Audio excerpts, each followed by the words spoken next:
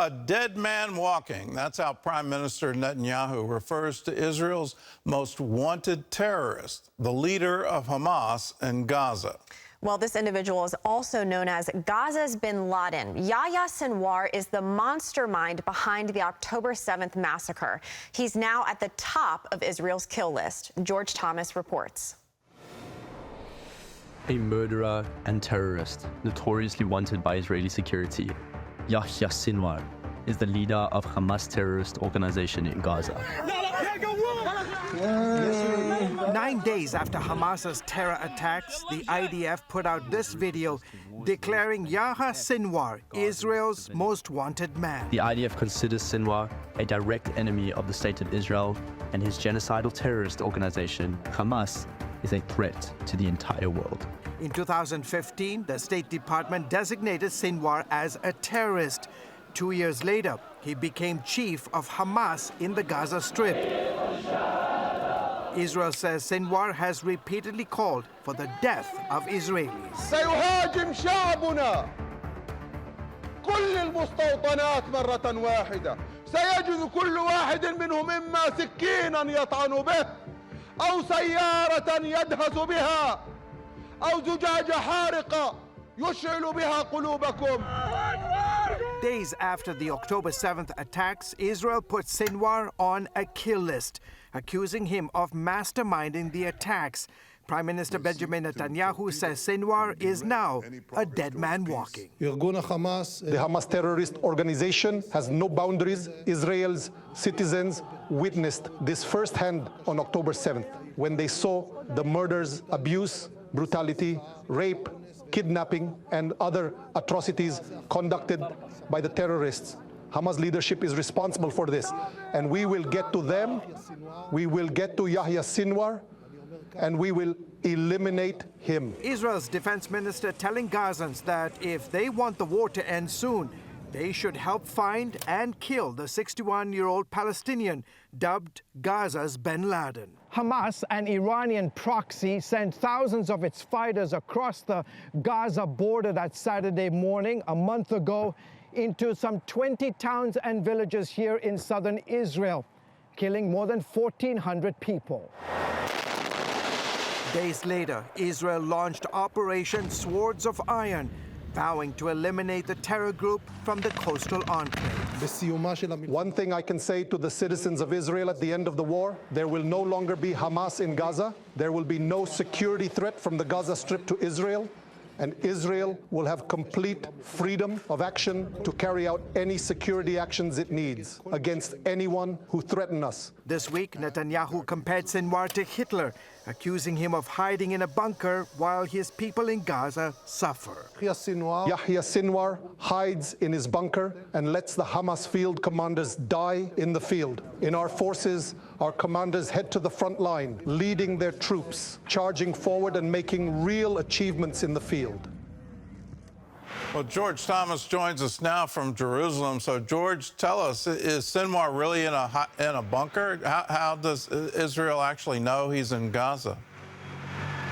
Well, Gordon, Israel has deployed 3 divisions of the Israeli Defense Forces, in essence, completely surrounding Gaza City, pushing every minute, every hour closer and closer into the heart. Israel's Benjamin Netanyahu in that piece, as well as Israel's Minister of Defense, Galan, saying without a shadow of a doubt that he is in a bunker in Gaza City. In essence, he has lost all communications with his field commanders. In fact, there's a report out of a British newspaper just in the last few hours saying that a top Hamas leader has apparently gone public and is in essence blaming Ismail Haniyeh, who lives today palaciously in Qatar, as well as Sinwar, blaming these 2 leaders for the complete decimation of the Gaza Strip and the plight of Hamas. So clearly the pressure on Sinwar has increased ever since the IDF publicly named him as the most wanted man. And incidentally,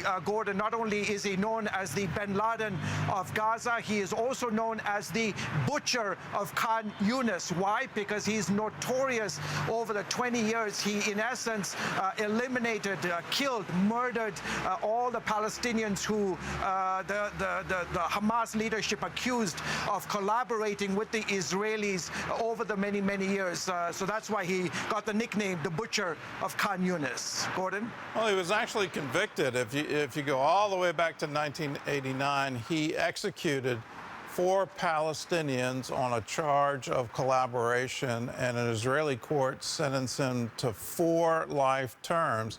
He got out on some kind of prisoner exchange.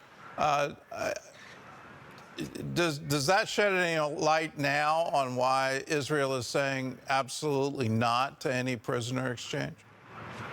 Yeah, absolutely, Gordon. You hit it right on the nail. You'll remember the incredible story of Gilad Shalit, the Israeli IDF soldier who was kidnapped back in the early 2000s. Then in 2011, Benjamin Netanyahu, who was in charge of the country back in 2011, he made a prisoner exchange. So in exchange for Gilad Shalit's life, Israel released 1,000 Palestinian Hamas leaders, Hamas fighters rather, and the topmost person, the top leader of that entire 1,000 prisoner swap was Sinwar. And obviously now the Hamas says that they want 6,000 of their Palestinian fighters who are today in Israeli prisons. They want them released in exchange for the 240-some prisoners who are under the control of Hamas. Well, the planning for the October 7th operation, they're saying it was at least a year in planning. So how did Sinwar mislead Israeli intelligence? Because, you know, for almost 4 decades, you know, the Israeli intelligence, the Shin Bet, along with the Mossad, they knew him. They knew him for 4 decades. Again, he was for 22 years languishing in an Israeli prison on the accounts of those murders of Palestinians. They knew who he was.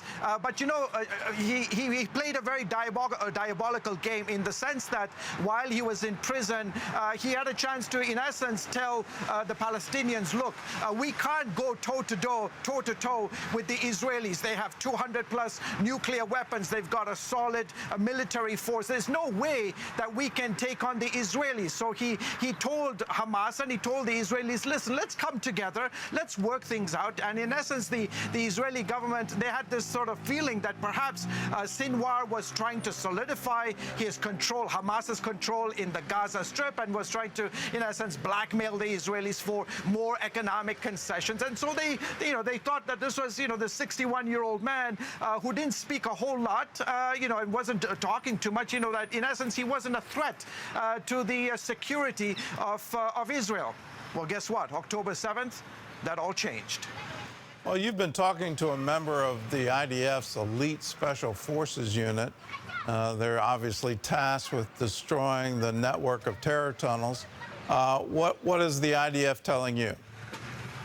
Yeah, he is a member of the IDF's elite special operations engineering unit, the Yolam. And in essence, these guys are tasked with, as you mentioned, going in. There's about 500 kilometers of tunnels that stretches the entire Gaza Strip, the majority of those in the north and the south. But this IDF special forces person telling me that they are having tremendous success. Keep in mind, back in 2014, Gordon, the army, in essence, told the Israeli government, warning them, listen, if you were to go into this Mediterranean enclave, IDF forces are going to face almost 700 soldiers who would be killed or kidnapped, that they would face devastating loss. In fact, in the lead up to the ground invasion, U.S. intelligence, Western intelligence were warning the Israelis, listen, you're going to face an onslaught, a bloodbath on the streets of Gaza. But today I can tell you, 2 weeks into this